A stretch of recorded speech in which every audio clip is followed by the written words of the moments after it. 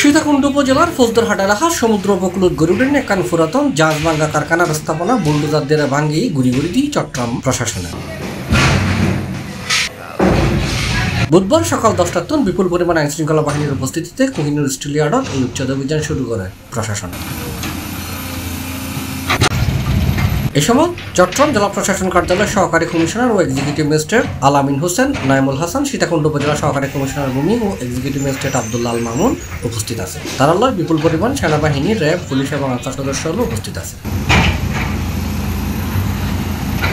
Executive magistrate আলামিন হোসেনের জানাই, সীতাকুণ্ড উপজেলার তুলাতলী মৌজায় কোনো শিল্প জোন হিসেবে গেজেটেডভুক্ত এলাকা নাই এবং আমরা যে জায়গাতে উচ্ছেদ করতে আসছি জেলা প্রশাসক চট্টগ্রাম স্যারের নির্দেশনা অনুযায়ী এই জায়গাটা হচ্ছে ১ নং খাস খতিয়ানভুক্ত জায়গা। এটা টোটালি অবৈধ একটা জায়গা এবং অবৈধ স্থাপনা করার কারণে আমরা অবৈধ স্থাপনা উচ্ছেদ করার জন্য ডিসি স্যারের নির্দেশনা এখানে আসছি। মৌজার জন্য ঠিক আছে, বাট তুলাতলী মৌজার জন্য এটা ঠিক করে ১ নং খাস খতিয়ান জায়গাকে আমরা উদ্ধার করতেছি।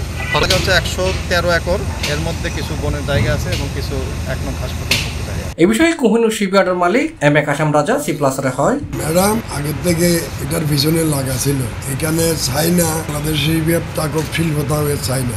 এর উদ্দেশ্য আদর্শ হইল এখানে কোনো শিল্প থাকতে পারবে না। বিদেশের থেকে সুযোগ নিয়ে এখানে শিপইয়ার্ড যত আছে তাহলে এখন তাড়াতে ভালো লাগতেছে না, এখন শিপইয়ার্ড বন্ধ হয়ে যাইতেছে। শিপইয়ার্ড বন্ধ হয়ে গেলে একদিকে মানুষ না খাই মরবে, আরেকদিকে ব্যবসা বাণিজ্য সব দশ নামিবে। এখানে আগে ছিল 3টা ব্যাংক আছে, 30টা ব্যাংক আছে এখানে। এখানে বছরে ১,৫০০ কোটি টাকা, ১,২০০ কোটি টাকা ইনকাম ওইগুলা সরকারের রাজস্ব পায়। এগুলা তো ভালো লাগতেছে না রেজওয়ানা ম্যাডামে ব্যবহার করে ভাঙাইতেছে তারা গায়ের জোরে প্রেশার দিয়ে। এখানে যারা আছে তাদের অধীনে তাদেরকে প্রেশার দিয়ে এগুলো করাইতেছে রেজওয়ানা ম্যাডামে। এগুলা আমরা কিছু বলতেছি না, আমরা তাদের বিরুদ্ধে আমার কেসে যাবে, কেস আছে, কেস একটা তো তারা জিততে পারবে না ইনশাল্লাহ। কেস আগেও জিতে নাই, রেজওয়ানা ম্যাডামে 2টা হারে গেছে, নিজে একটা উঠে ফেলছে লাস্টে 9বার ইয়ারিং করে, 15বার ইয়ারিং করে হারে গেছে। আবার 114তে 9বার ইয়ারিং করে তারা উঠে গেছে, দেখতে যেতেও পারবে না।